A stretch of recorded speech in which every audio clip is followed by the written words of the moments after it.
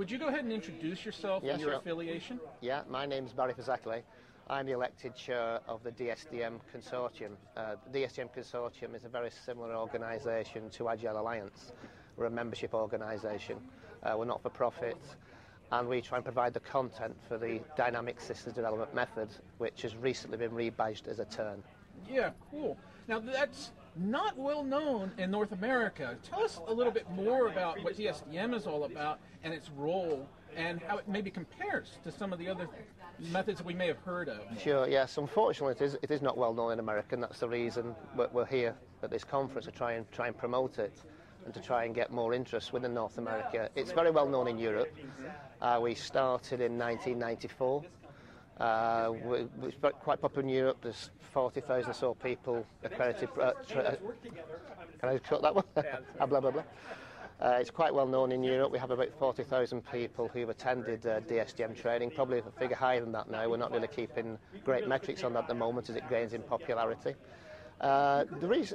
Basically what's unique to a turn is that it's a framework, which is an end-to-end framework. It just doesn't consider the needs of one specific community, but tries to cover the needs of all the people who are involved in successful project delivery, from developers to managers to the customer, different levels of customer, to the person who's paying for the project, the executive sponsor, and all skills around that. So it tries to be in a holistic framework rather than looking at one specific activity. Now, is it considered to be a software development framework, a system development framework, or is it also generalized enough that a lot of our customers are trying to apply Agile concepts to everything? Excellent. Well, that's a very good question. In '94, it started life as basically a software development project technique.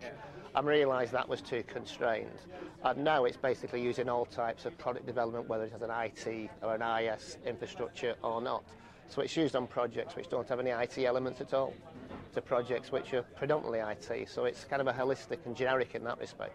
So how would you characterize DSDM versus some of the other Agile methods out there? What do you think that it brings that's unique? Well, what I think it brings is unique is the rigour and robustness necessary for successful project delivery. And when I'm talking about rigour, I'm not talking about bureaucracy.